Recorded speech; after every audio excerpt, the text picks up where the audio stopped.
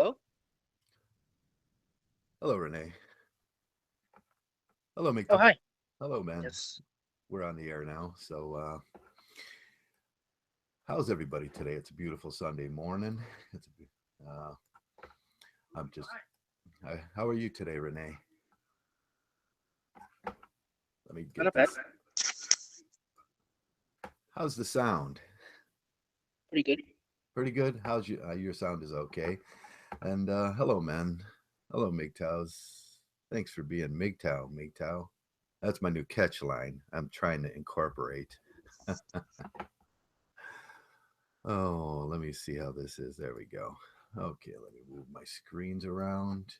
Well, it's a Sunday morning. How's things going in your part of town? Um, pretty quiet. I mean, it's pretty much the long weekend for us. Thanksgiving is coming up, or Columbia's Day for you guys, and I just, on my way from work, I just noticed how crazy it is. Just on the highway and whatnot, it's a lot busier than usual. So, I'm guessing Oh, people are getting ready for the long weekend and such. okay. Yeah, I forgot it was Canadian Thanksgiving.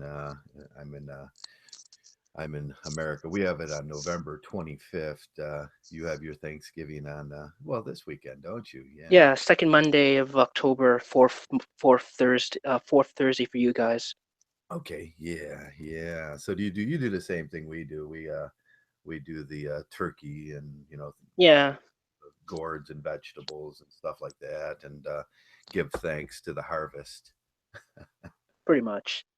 Yeah, yeah. So that's great. Today's topic was I wanted to cover over interspecific mimicry in females today, and that was kind of the the whatever topic we're gonna do today. I don't know how it's gonna flow, but hey,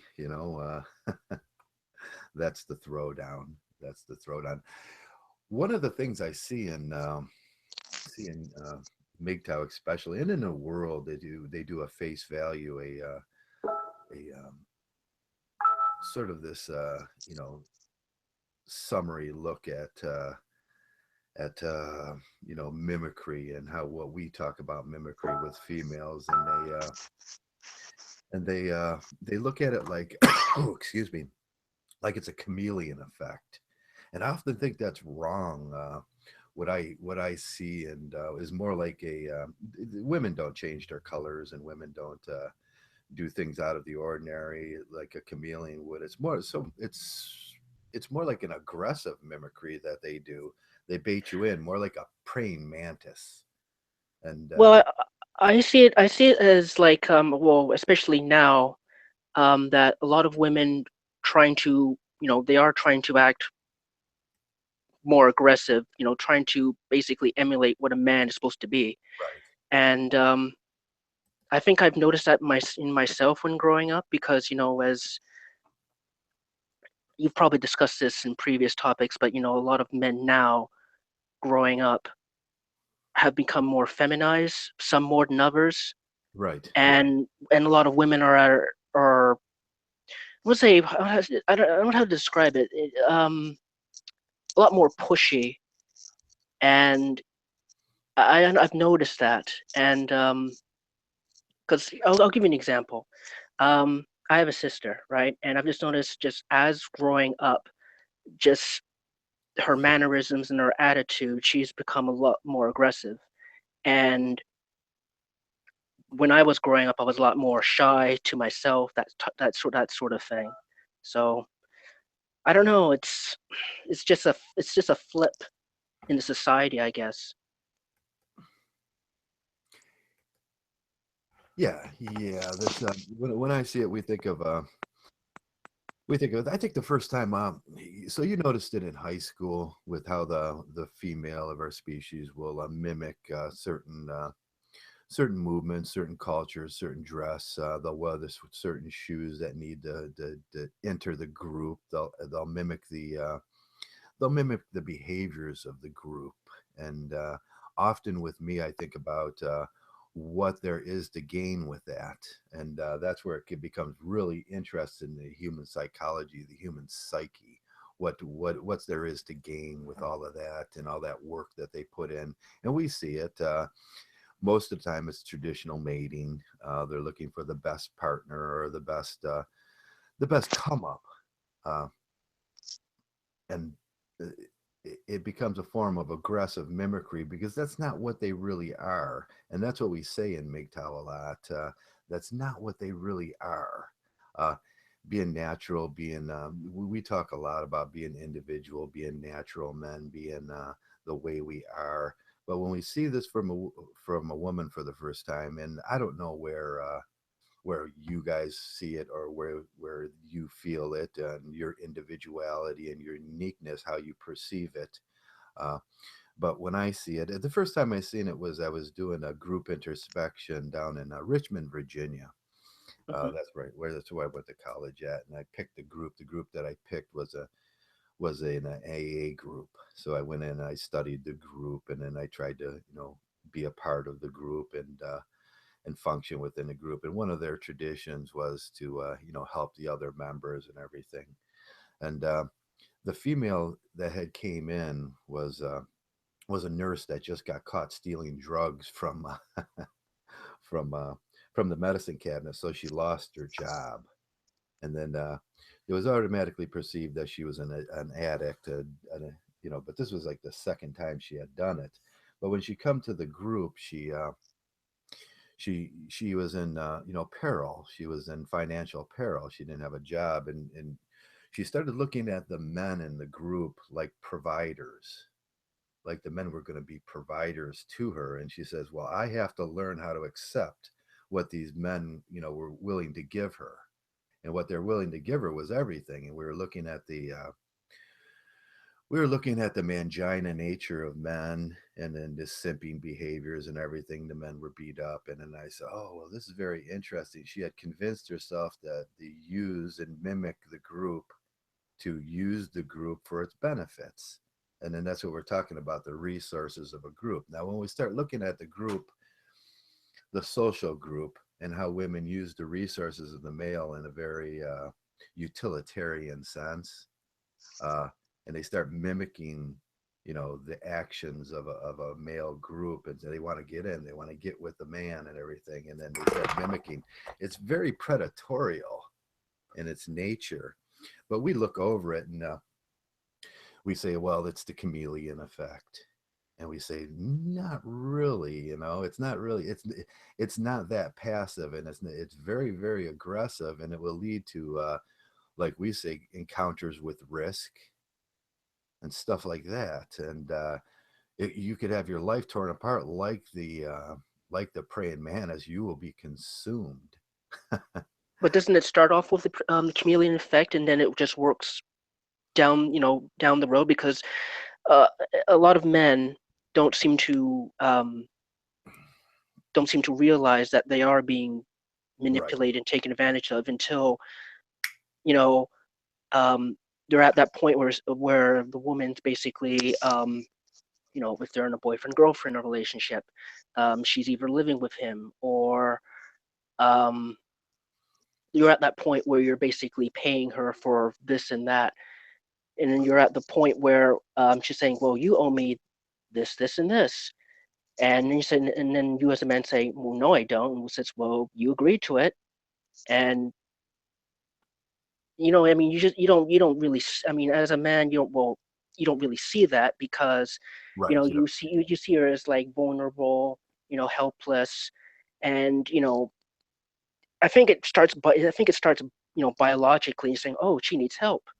I want to do something nice for this person. And then she Right. doesn't, well, you don't see, but as a man, you don't see that she's not looking at it from that point of view. No, no, yeah. It starts with reciprocal altruism. Reciprocal altruism is expected. That's when you do reciprocal altruism at work. You do reciprocal altruism with your friends. You do reciprocal altruism with women. Now, that's the thing that women don't seem to understand is the reciprocal part. Uh, Men are very altruistic in their nature.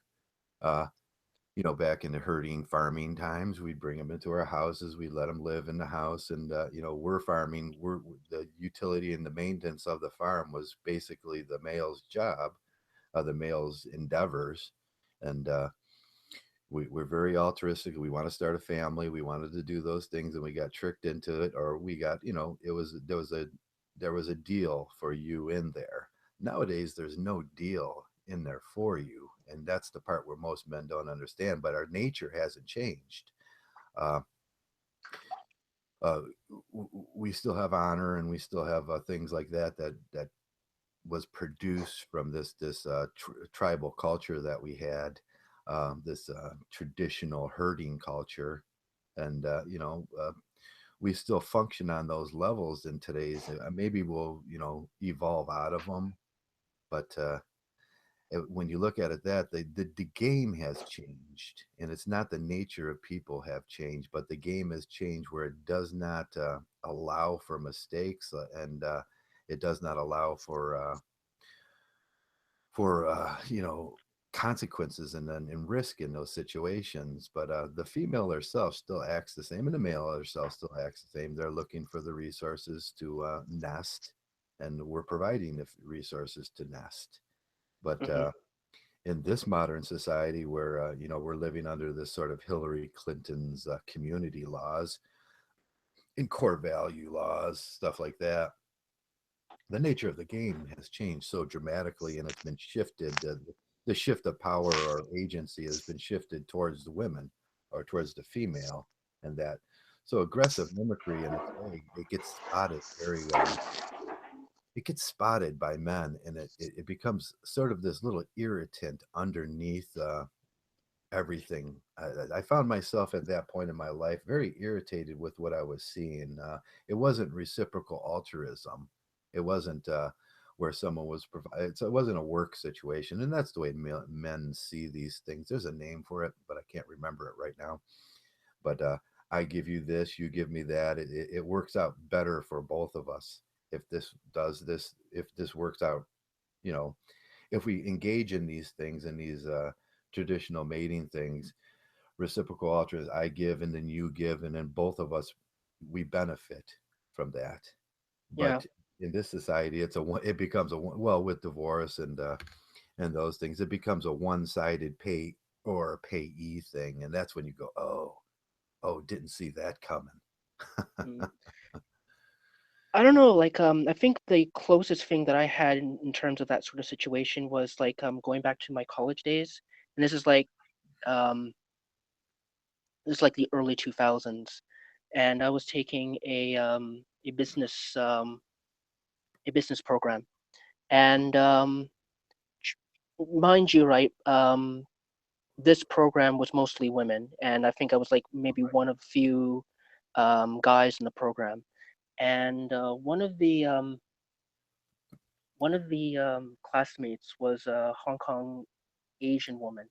And Okay. at the time, I wasn't really paying attention to her. I was basically minding my own business because throughout my high school,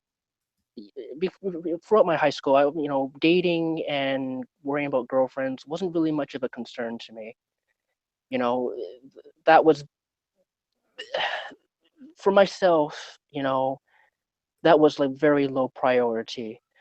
Um, but I noticed that when I was in that college class, this woman would like pay attention to me and whatnot. Now at the time, I did take notice to it, and you know, I was flattered. And mind you, this is going over this time period that I'm discussing is going over about a decade, right? Yes. And during that time, I thought, oh, this is great. Then she tells me that that she's engaged. Now at the time, I wasn't really hurt or anything like that. I said, oh, and I guess you could say I was simping or whatnot. But I'll fast forward a couple of years, because she left the country, um, and went back to Hong Kong. And I was working at the time, and she said, "Oh, why don't you come and visit?" And I said, I said, "But yeah, sure, why not?" So I save up my money, and I went to visit back in 2006. Now here's the switch in the attitude. Now when I first met her, she was very, cutesy, you know, um, yeah, what type of attitude I would say, that playful attitude. But Right. I remember, and this really stuck with me. I remember when she offered me to stay in her, in her apartment with her and her husband, and I was just discussing what I was doing. Now at the time, I sort of changed careers and I was working in web design. Because I found that working in like business type environment wasn't really suited to me, and the work wasn't enough. And I was just telling her just my enjoyment of it, and then she snaps back at me and says, "Who cares?" And then that was the first time that I just took a peek of what her real personality was. But it was it it was I wonder, it's something that you mentioned before, where we normalize behavior if we were Right. in a relationship, and we think, oh, that this is nothing, right? But I think that was my first encounter of that. And then over the years after that, right, I would like communicate with her like via like chat messages and whatever, Hmm. and I would notice that she doesn't communicate with me as often. Then I got to a point where I said to myself, well, here's the thing: if you are truly my friend, it should be a vice versa thing, because you notice that with guys, that even if you have a quip with the guy, or if I don't know, if some guy pisses you off and you don't want to talk with him, you know that sooner down the road you're gonna make up with him, and you know things are gonna go on as normal. But with this woman that I was speaking with, I never got that. And then I got messages saying that, oh, I'm being too negative and whatever. And I'm saying to myself, well, it's not that. It's not like that. I mean, if you're in a relationship, if you are if you are a true friend, then you're gonna have to accept the bad with the good. And it's all about being humble, which I mentioned to you earlier on this week. Yeah, we talked about being You humble. know, and then I just got to a point and said, you know what, I'm gonna end my friendship with you. And I sent her a text saying, it's over, it's done. I'm done dealing with you. And she comes back to me saying, well, what happened? Well, at that point, I didn't bother to communicate, because I just felt that if you're a friend, then you're going to have to reciprocate. Because and what led to this was, I remember a text messaging that she sent me. She says, I don't care about you. Sorry, I don't care about what's going on with your family or your life. I only care about you. Well, no. I mean, that's part of that. So you care about me, but you don't care about what's going on with my life. But I'm supposed to run around and care about what's happening with you? No, it doesn't work like that. And that's basically one of the items that led to my ending that relationship. Because at the time I felt it was, oh my, I felt loved, but I didn't realize at the time that I was being taken advantage of. Yeah, yeah, that's the thing. We do those things. We make concessions in our life for these things, and yeah, I like that you spoke of the normalization of bad behavior, and we do that as men. We'll justify almost anything, and we normalize bad behavior a lot. Uh, Let me change my screen cap here. Because in our like I would say Western society, we're like constantly hit over the head saying, you can't act like this, you can't act like this, or you're going to be fired, or you're going to be ostracized from from the group.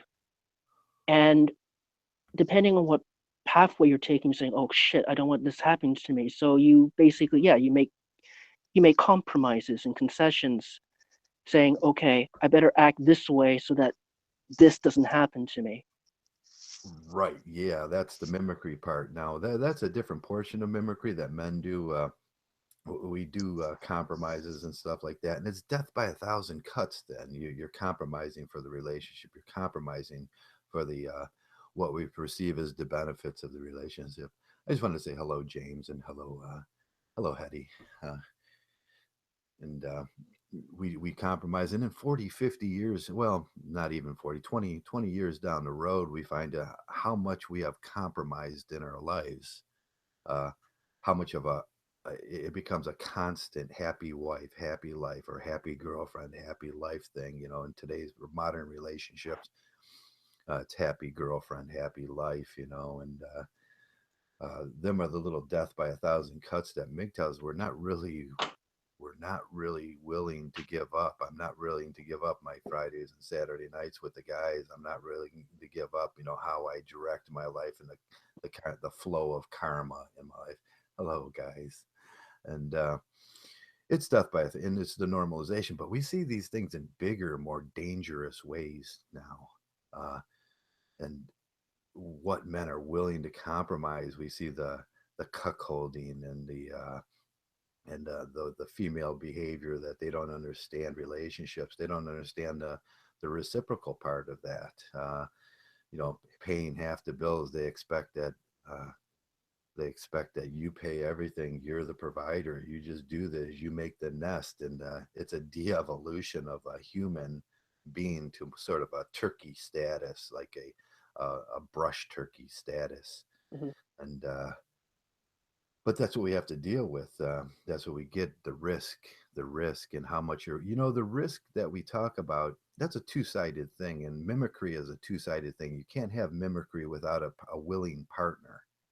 And we talk about uh, how we uh, how we volunteer for our slavery. You can't have risk, and you can't have mimicry without being a willing partner in those situations. And that's what we want to enlighten men about. Uh, we talk about these things, but there's a second step thinking process that you have to apply these things and not be that volunteer slave. Like, who's the best slave? Am I the best slave? And then we see this as we look out over the married men, and they're always having this competition and who's the best slave. And Hmm. it cracks me up. I'm like thinking, man, you guys are losing here. And but it is a part of aggressive mimicry, and it is a part of the nature of the female, and it is a big part of buying into what they're projecting. You buy into that neoteny. You buy into that fake promise of this head, this you know we could just call it the dream. The white picket fence and the house and everything, and then you're sitting there at the end on this bridge to nowhere. You're stuck. It's like, what? How did I misinterpret this thing? And that's the Yeah. big thing. How did I misinterpret it? Uh, that's Do the you big think? question. I just want to just make a point about that. Do you think the guys who are TFLs, do you think that they're at that stage where how would I put this? They're at that stage where they realize something is wrong, but they haven't really picked up on it. They haven't taken that further step. Yeah, that's the secondary thinking in it that I talk about sometimes. I expect people to get that. I expect men, especially in MGTOW, to see that we give these ideas, and we throw them out here in the manosphere all the time, and they're very the surface value thinking at that point, like I was talking about with the chameleon effect. You're supposed to have that's an idea, that's a theory there that you're supposed to take into the next theory and apply it to how you look at things. But I think the TFLer and the what he may perceive himself as being TFL because he's been rejected or something a few times. He perceives himself as that, and then he doesn't do the second step thinking about screw all that other stuff and screw that. I'm supposed to think about this like she is predatory now. Now that you know that, what do you do with that in your life? Now they're not doing that second step thinking. They're internalizing their rejection or internalizing whatever problems they have in their lives, and it's all about me, me, me, me, me, and it's never about how I view things from the other side and how I can get along in this life better, how I can make changes in myself to reduce the risk, but still have. We talk about reducing the risk, and a lot of people automatically jump into the idea that, oh, we're running from the female. No, we're just reducing the risk from the female. That has nothing to do with all that other stuff. uh, we expect the female at that point uh, not to do what the chameleon, not to do what the praying mantis would, and eat your soul out, you know, and Mhm. you know, eat up everything in your life that you've accomplished, and do those things. But and that's a whole different spectrum of MGTOW there. But with your question is, do they get it? Uh, no, I think there's a MGTOW has to do a better job of relating stories or circumstances and incidences that that better describe how to apply it in their life. So what it boils down to is, okay, this is the risk. What do I need to do for myself in order to change myself Right, as as a man, instead of just saying, oh, this sucks. I'm just going to become, you know, I'm going to just be, just worry about myself and not worry and not and screw everything else pretty much. right. Once you start doing that deep introspection of what you are in life, and we all get dealt different hands. You know, I can't say what their hand is. That's a big problem too, because we all have different designations in life. Some are better, some are worse, some are the alpha, some is the beta, some is the zeta. You know, we talk about these things. You can turn out to be, you know, you can go from alpha to omega, and you know, become the outcast at that point, the outcast that you were talking about. And that's what usually happens in life. We do traditional mating, we become the alpha. Now that's something I wanted to talk about a little bit. We got this idea that of the alpha as being alpha in monetary senses. uh, he can measure his worth by his monetary value. He can measure his worth by that. And what we talk about, what we need to talk about is the married men and the men that are engaging in the procreation. That's the ultimate alpha act. uh, you've achieved what they've wanted, and they're going to be the alpha male in that situation, in the setting around them that pertains to them. Screw what the world's doing.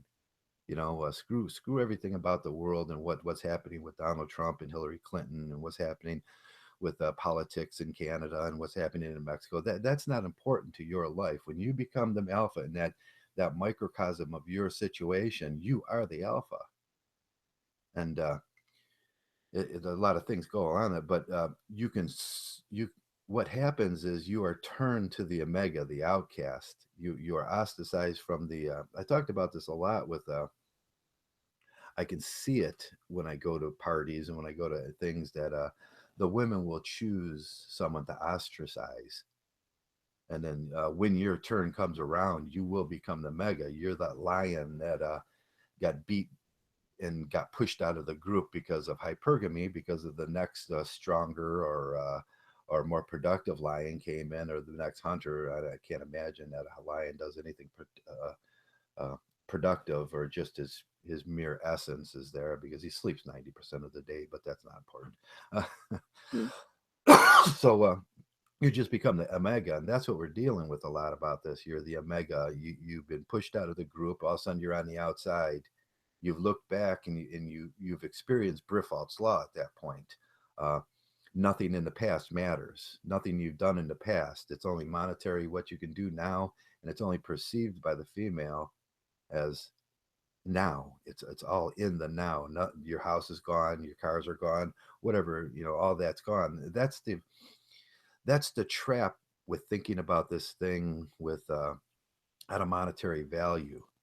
uh, if you as a male think about that as your alpha status is a monetary value, then that's all you have to. That's what they're going to take. But if your alpha status relies on your presence, your genetic ability, all that, the kids you have, the family you, and then after you become the mega in that situation, does it all matter at that point? I mean, you've done what you were supposed to do. In my case, I have I have children. I've done all that. It doesn't matter anymore. It doesn't matter whether I'm the alpha, the beta, the whatever I am. It doesn't matter if I'm 600 pounds right now, because I've already achieved what I was supposed to achieve in life. Well, this is I've this is something. Well, this is something that messenger, what message. messenger Yes. stated before. That within the Mgtow community, we have all these labels for different things. Oh, you're this, you're that, Yeah. and whatever. And at the end of the day, basically, I think what it boils down to is, what makes you as content as a man, and not worrying about what society demands upon you. Right. Right. Yeah. You get to a point as being a man where, especially a MGTOW male, and that's what it's important because you start doing introspection yourself. What makes me happy in life? Uh, I'm no longer doing the death by a thousand cuts. I'm no longer, normalizing stupid in my life and taking in these things in my life. And that's where we want all the men to get to. Every man in here, we want to get him to that place where he's no longer normalizing bad behavior in his life, because that's the risk. That's you do the seconds. If you're bringing bad behavior into your life, you're putting yourself at risk, and that's the obvious. And that's why we want men not to put themselves at these risks, or just a lot of times, if a thief's coming to your house, he's walking up your driveway and you spot him, uh, you say, "Hey, time for you to leave," and then you fort off that bad. If Yeah. you're sleeping, or if you're in the matrix and a thief comes to your house and you're sleeping, you're in the matrix, you're not aware of these things, you're going to get hit. And that's what we try to say to these guys. Don't do that first step thinking. If you're sitting there watching TV and you're doing single step thinking on this stuff, and the thief's taking everything in your house, there was a great commercial where the thief walks into the house and he's just taking everything, and the guy just doesn't notice him. Um, I think Bane did a video on that. That's what it's like. The thief's in your house, you're taking everything, and you just don't notice it. you know, uh, Hello, Region of the Mask. Uh, so he had a question. He wanted to do money is external way to value yourself. Find value in yourself, and that's what you can control in your life. Yeah, that's what you can control. Control what you can control in your life, and that's pretty much everything at a certain point. Uh, Everything within these walls, I have control over. There's no other things. I have to say that I've never made a mistake in my life. The only mistakes that happen to me is when I include other people, and then the decision making process gets confused. Uh, when I'm around here, there's very few mistakes that get made. Uh, but that's the male. We don't really we do logical thinking. We do we pay our bills. We keep our things going, and that's what we do. That's what we do naturally. Uh, Only when you bring another person in your life is that thing going to get a little screwed up. You're going to start you're going to start putting things. Well, you're Uh, not thinking straight. you're not thinking straight. You're putting things of lesser value before things you're not prioritizing in your life either. That would, I wanted to talk about that some days about prioritizing importance. Uh, that's big. As soon as you prioritize yourself as the top of the list of important things that need to happen in the day, or even if it's just simple as I'm going to get a cup of coffee right now, and that's the way it is, or I need to go to the John right now. That's the way it is. That's the way it's my Well, yeah. human. Yeah. I mean that applies to everything. I mean, like um. Well, let me give you a perfect example. Coming home from work and just realize that, oh, I need to get drinks, or I need to fill up my car.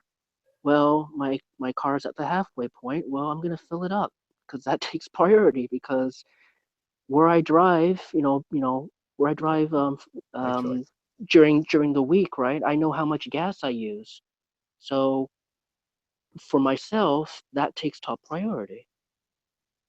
Right, yeah, yeah, and that makes you more comfortable during the week. A lot of times in these situations where we bring others into our life, okay, there's I got to go to the store and buy some tampons, or I got to go here and get her a dinner, or I got to stop at McDonald's, and we forget the little things, and it's that death by a thousand cuts. Yeah. Oh, and then there's added stress, the normalization of stress in your life. It's expected. Uh, Once men start taking normalization of stress in their life, that can go a long way, and that depletes the value of your life up to a certain point. I lived it for almost 16 years there, where the normalization of stress in my life was these little expected things. I have to stop, fix the door. I have to stop, fix the car. I have to stop and do this. I have to stop and pick up something from the grocery store, or do this, or run over here and pay some money over here, and all those things consumed my life totally. And Yeah, you don't get. I stopped paying attention to me and my needs, and the things that needed to be done. Now we split these things in our lives very well, and we multitask as males between these two events that are happening, your life and somebody else's life. Now women will tell you that we don't multitask very well. But when you think about the general relationship and how much we are multitasking, I'm splitting my life between me and somebody else. And I'm multitasking everything in my life. And that's total stress for a lot of men. Yeah, and it also leads to depression. Because I remember 2 years ago, right?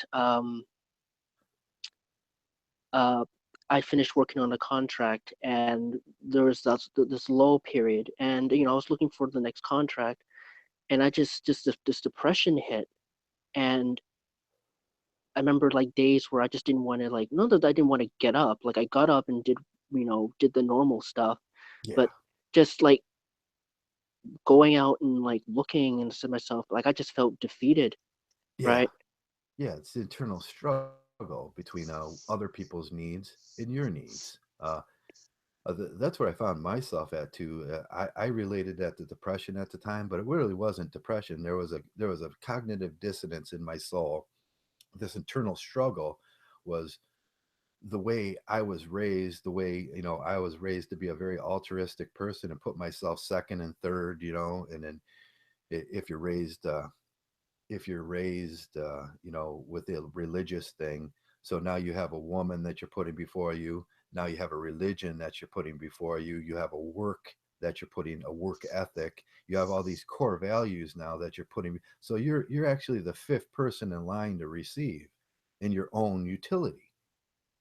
And it became, I had to untangle those things, and it seemed like a depression to me. It's because it was almost insurmountable. In the morning I'd wake up and I go, what oh god, and then it just became okay, I just won't fucking do nothing. And for a while that worked out for me, not doing nothing and reprioritizing things in my life and putting me first became the natural. After that, there's a lot of shedding process that goes on in Mgtow, and we don't articulate that very well in here. We call it the rage period or whatever they call it, or but it's just a shedding of cultural values. It's just a shedding of that traditional values. You're clipping those strings. Icam Tolle talks about this a lot in his metaphysical theories about oneness, about Hmm. living in the now. Um, he talks about all those strings that were attached to you, and you clip those strings and you clip those one by one, and then you find your very essence, your soul, down underneath all this stuff that you were supposedly supposed to be doing. And that's the trap of modern communal living. We see this very well when Hillary Clinton talks about, it takes a community to raise a baby. You're a part of that community. You got 1,000 threads on you, and you're being pulled in a million ways. The cognitive dissonance is like all of us naturally in life. We have the survival instinct, and the survival instinct is hedonistic in its mannerisms. Uh, it's a very big drive. It's a hedonistic drive for joy and pleasure and all those things. But we forget ourselves. It's very very unnatural, this ritualistic mating thing that we have going on. Uh, it rubs against everything. it rubs against your very essence and your very soul to to your survival mechanism. And if a lot of people perceive it as depression, a lot of people perceive it as this, but man, MGTOW is the perfect cognitive dissonance program where we put ourselves first, we start clipping those strings, and then you become, you be. And once you be, the only question is, what should I be now? Yeah, I mean, well, I mean, I don't know if I've personally reached that point, but it's yeah, I mean, you throughout most guys' lives, we put so much priority over all these different things that you do forget who you are, and it's Yeah, only and throughout I don't know if you've experienced this, but throughout your life, like those periods where you're alone, where there's no one in the house, yeah, or you're just at a location where it's just you have that little glimpse of your true self, and then yeah. then after that you basically delve back into the matrix, so called it. Right. Yeah, that's a scary glimpse when you glimpse. Most men can't stand it. I know it was very irritating when, at first, when I was alone in my one bedroom apartment, and that was the consequences of all this mate this. I was alone, and I what do I do now? And it was a very stressful. I didn't know what to do. I had no fucking idea who I was, and that's the point where most men pick up the gun and pull the trigger. You know, they go, "Oh shit, life's not worth nothing." It's a perceived it's a perceived uh, illness. It's a perceived depression, and all you got to do is get out. And that's why I say it's so important with your free time to get out and walk amongst your community. Yeah, I do that. It does you get your exercise, and Yeah, also you yeah, because after a while being cooped up, you do go crazy. And i- I know I'm just speaking from personal experience that it does happen, you know where you can make excuses of, well, I'm gonna stay in, when nothing's gonna happen to me. Well, you have to get out because you're going to go nuts. right. You're gonna go nuts. There's a certain level, whatever your level, your individual level of of oh, well, what's the word I'm looking for? It's of your need for communication with others, your need to experience communication. Sitting at home, you're getting that zero level. If you put this thing on a bar, it's two bars. It's like totally being out all the time and being a party animal and enjoying your private time. Somewhere you fall individually on that bar. We all fall differently on that bar. Whatever your need, whatever your perceived need for that is, you should try to fulfill that up to that perceived need, but still remember that, man, we need downtime. Yeah, That's something we never got before. I need time to just sit on the couch some days, close my eyes, and or stare at the wall. And I do that some days. I'll stare at the wall when I get home for like an hour and just let everything dissipate. Let and isn't everything. it's great. It's Yeah. great, because once you've passed that, or once you've had that experience, and you go about doing whatever, making yourself dinner or doing whatever productive thing, you realize this weight comes right off you. Right. Right. Yeah. That's I don't know what they call it. Just that that deep spiritual inner growth that I get from just not thinking about nothing. And usually, whatever the priorities that we talked about earlier will start to surface while I'm doing that. And I'll say, I have to prioritize this, I have to do this, and then this can come, and then this can come. And it always leads, my downtime always leads to an action where I'm better, I feel better. I've taken a look at my body, I've taken a look at my soul, where I'm sitting at life, where I feel good about myself. I say, yeah, I did some good work today. Or yeah, I fucked up a little bit on that, or I could have done better on that, and I've done all those introspections in my soul, and then it'll lead to an action, and that action is your time. That's where men get confused at. Now, what do I want to do for myself? Do I want to go and start involving myself with other people and in doing more altruistic actions for everybody else so I get some validation? Or do I just want to go walk up the street, get a beer, have some wings, talk to whoever is there, not validate myself through them, uh, enjoy the setting, and just, hey, I'm just me. For the first time in my life, I was just me, and that's a beautiful thing when you get there and start Yeah. appreciating that. Me and Messenger talk about this a lot, about the appreciation of spare time, downtime, what you need to do. There's a gentle balance there too. You can't do that all the time. Even though, man, I would like to be like the alpha male and just sleep 90% of the day, get up, knock one off, and eat. You know, Yeah, I mean that would be perfect, but that's not realistic. no, it is and it's also very dangerous, both um I would say morally, because I mean if you like say, you know what, I'm gonna just sit on the couch and just have my breakfast and just let time go by, but then again, your health is gonna start to degrade. You're going to, I mean, there's the financial aspect to keep in mind. But yeah, I mean, at the end of the day, it does come down to balance.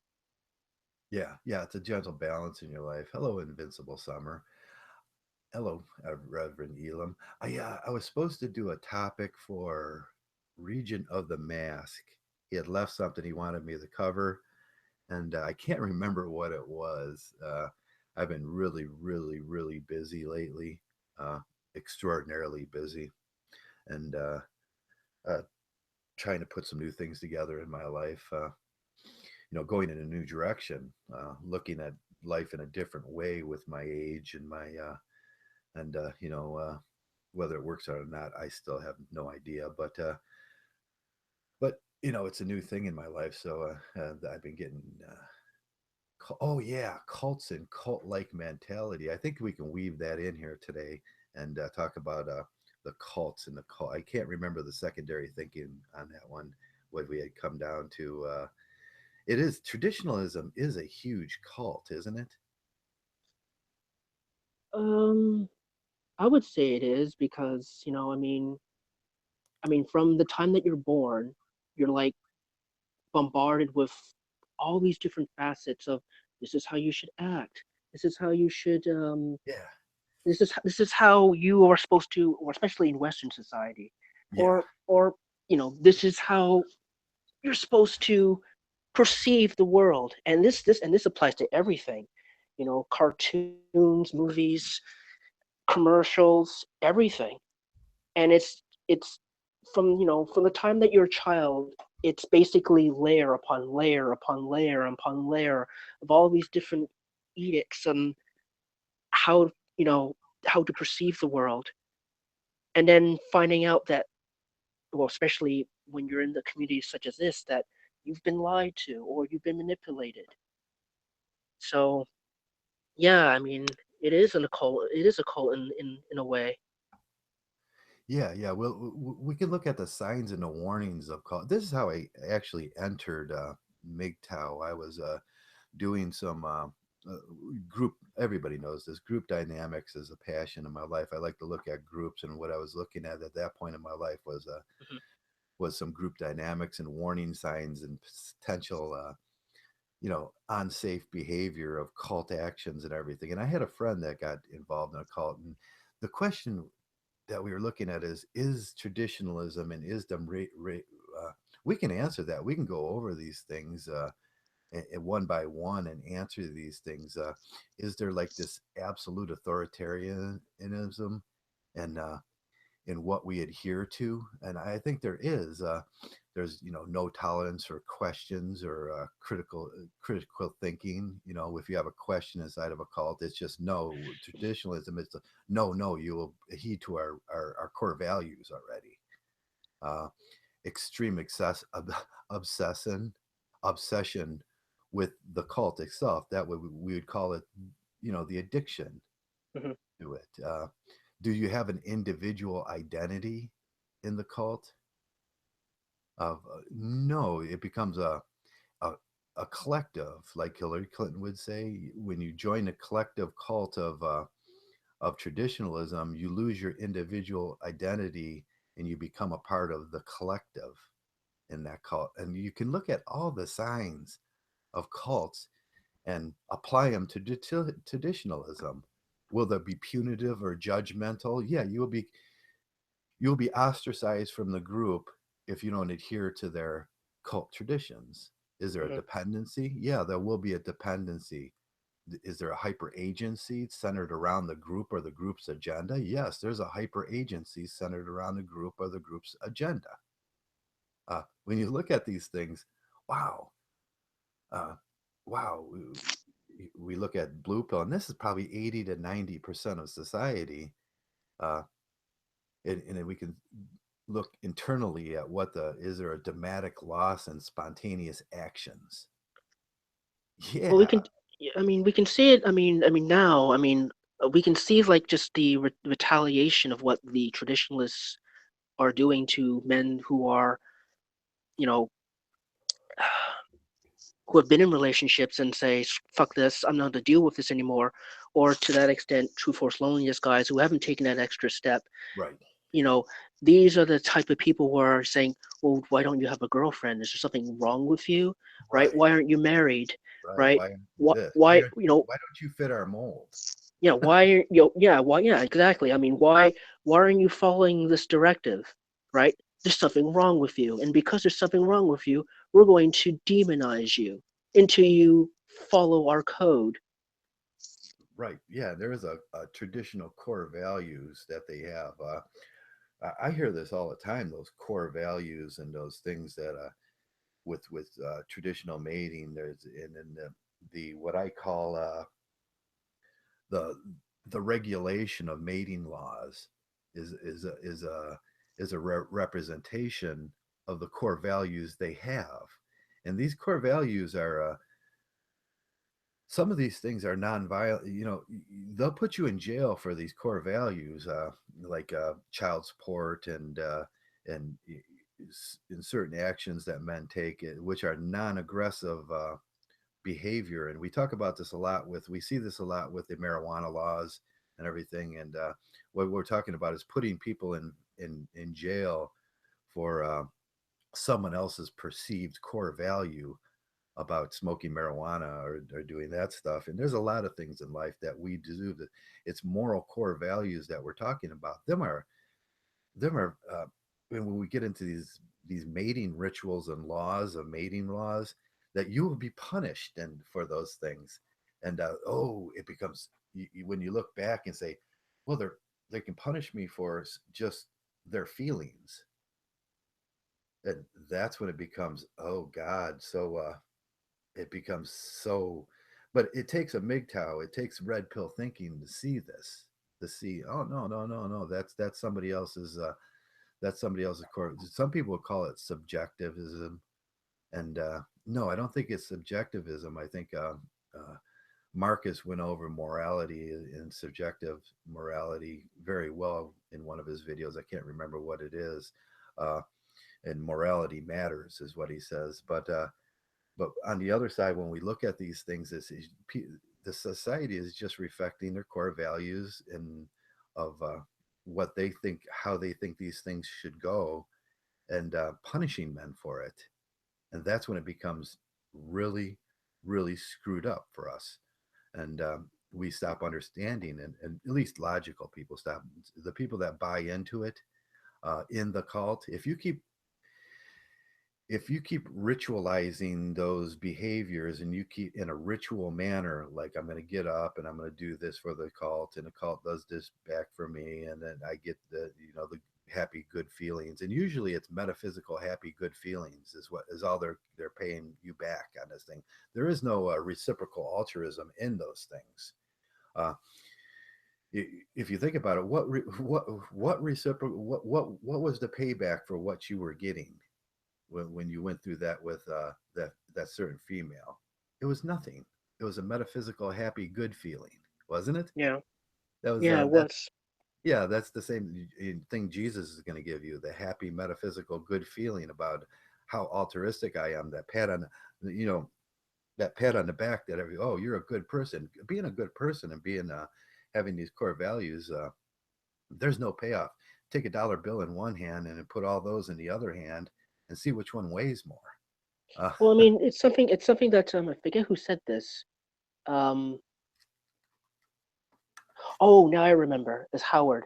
Howard. About Howard Dare. About the physical and the emotional. So Yeah, basically, yeah, I mean, like if what's a, I mean, like if you do something good and you said, oh, you did a good job or whatever. I mean, yeah, that's awesome, but I mean, that doesn't. I mean, that's just fluff. That's just wind up your ass. I yeah, mean, that's it's yeah, it's great, but it doesn't. I mean, feeling good and doing something and getting something back, like something physical, right. right? That's I mean, I'll give you an example, right? Say you're driving down the highway and I don't know, you ran out of gas. You're being careless, and I, being a good Samaritan, notice that you're on the road and run out of gas. Pull over, we chat and whatever. Oh, I've ran out of gas. I'm this many miles from blah blah blah. He said, "Oh, I can, I'll give you enough. I have a canister in my trunk. I can offer you some gas into the next gas station." Right. You know, I mean, that would be, and you shake my hand, you thank me, and you go about your own way. That would be a perfect example of not only feeling good for myself, but actually doing something for somebody. That's that. Yeah, yeah, I get these little good, but it off most of the time it comes with a payoff. Reciprocal altruism takes two, and it still comes with a payoff at the end of these things. These once you are denied that, and it becomes a very, very one side. You're getting paid with excuse me, happy, good feelings instead of something solid. uh, yeah, that's where it becomes harmful to you because it becomes a situation which I call when I start losing, I start looking at my monetary status and I'm bleeding right now. I'm bleeding funds. I'm bleeding this and I'm bleeding. You become the payor and the system becomes the payee and you just bleed funds at Mhm. that point. Yeah. I was looking for that word there's a certain word that encompasses that, and but I can't think of it right now. Mm. I mean, yeah, I mean that's what I think. What's the name? TFM basically mentioned, it's important to invest. And I actually went to the bank earlier on this year just to get my what's it my mutual funds together, just to make sure, well, I already had it already set up, but just to make sure that, based on where I am right now, do I need any changes? And so far, that's not the Right. case. Yeah. Um, I remember in the last, I think the meetup, or the discussion you had during the first Hillary Trump Oh, debate. yeah. I think it was Messenger or someone else mentioning that, when you're buying like silver and gold, just to make sure that it's from a reputable source and that it's not secondhand and whatnot. So there's that to consider as well. Oh, yeah. Yeah. We always consider our investments, sound investments. It's sound investments. Oh, God. We do investments in people too, don't we? We invest in people. We invest in situations. Well, And, yeah, I mean, if you're, yeah, I mean, if you have a friend, well, I mean, we can. we can value this. I mean, you have a true friend who basically who you know if your hand is cut off, well, that's an extreme example. If your hand is cut off, that friend would like say, "Oh shit, your hand is cut off. I'm gonna help you get to the hospital." That would be a true friend. And then you have those who are acquaintances, those who you hang out and whatnot. But yeah, I mean, based on your daily interactions, you do place value on each individual, on how they what's the word I'm looking for, just how they interact with you, and you can tell who's going to be there and who isn't. Right, right. That's a priori. Yeah. Yeah. And I think what it comes to, like with women, you can't really tell because I mean they put on this nice face, and as a young man, because we've been so inundated with these traditional values, we automatically assume that, oh, she's very trustworthy, but we're not aware that most women have ulterior motives when it Yeah. comes to pretty much everything, and we don't want to believe it because she's like at first, um, we don't want to believe it because, well, she's nice and whatever, and we're unable to accept the reality of the situation. Right, right. Yeah.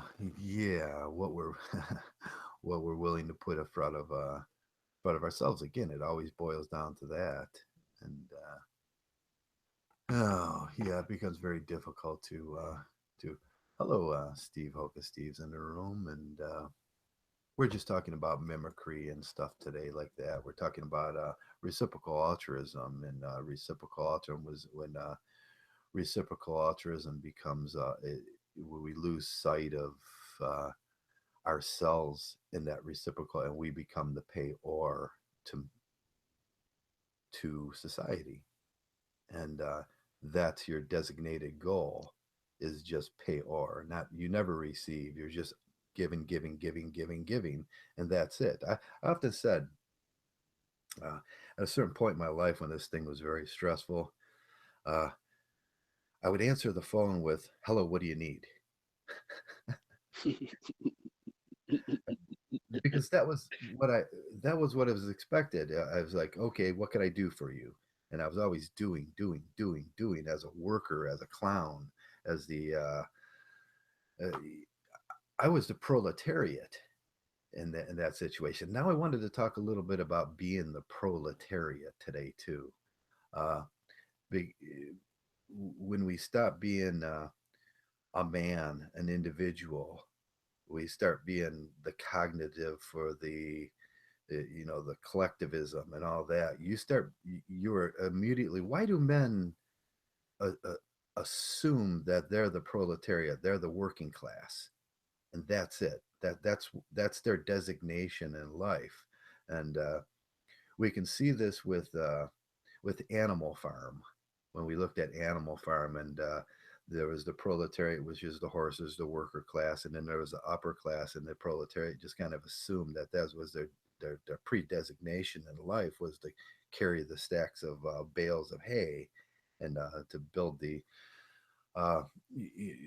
farm in essence, and that was their designation. We get immediately assigned as men, uh, and you can look back in the 19 I keep the 1923 and the 1924 dictionary in front of me, and when you look at the meaning of men, it will tell you right there, working class, as like expected proletariat. It's like you're the slave.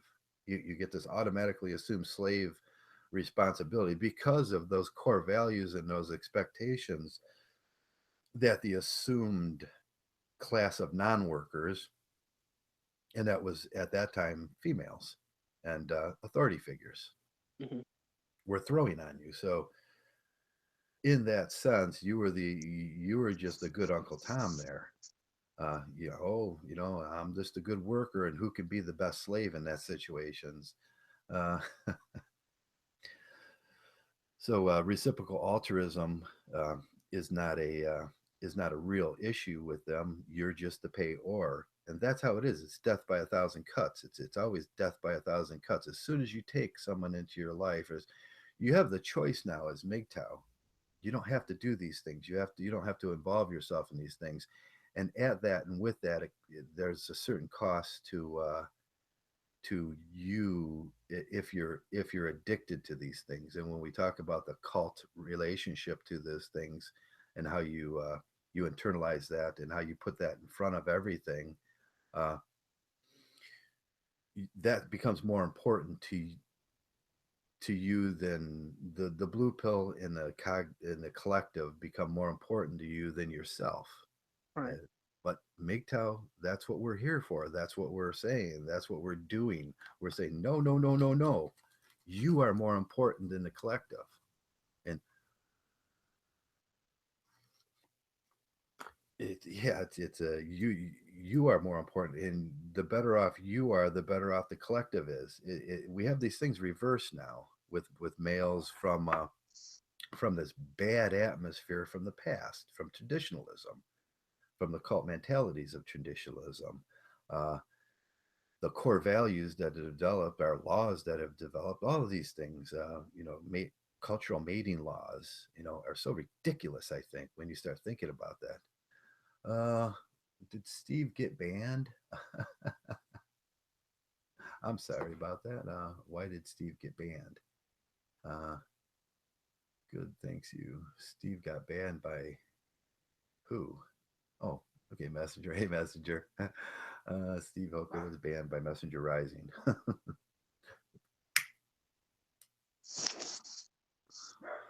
Okay, so where were we at? That just kind of took my mind off of everything. Oh, we were basically, well, we were talking about just okay, we were talking about like the importance of MGTOW is that you as an individual man is more important than the group collective. Yeah, you are more important. That's what we do here, isn't it? We try to inspire confidence in the men, but we get, it's so funny. It becomes a question of when we try to inspire confidence in males, we get this backlash from that. Like, no, no, no, don't do that. Yeah, we got some guests showing up for the football game today. Hey, Rex, how you doing? Yeah, that tells me it's time to wrap this thing up when my guests start showing up. That's why I started early in the morning. Well, And it's been a pleasure talking with you, Joe. yeah, it's always a pleasure talking to you. And I'm gonna shut this thing down because I'm receiving guests. And this is my new thing on Sunday. I'm watching the game. I'm doing things for myself.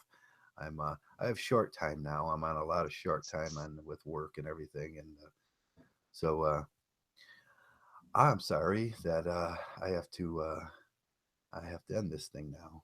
No, And no problem. this damn Dr. Leonard McCoy is like, damn, football is the devil. That's a joke. And yeah, so I got to go do this thing, and maybe if someone, I think Zeta might pick it up a little later and do some podcasts, and I can resume natural living. But I might start doing one. I got Mondays free now, and I might start doing a podcast on Monday too. So Yeah, with that, I'm going to end this thing. And it's a short one today, but it was pleasurable talking to all you guys and seeing all my friends out there, my MGTOW buds and pals. Uh, and with that, I'm going to end the podcast. Thanks a lot, guys. Thanks a lot for being MGTOW. MGTOW.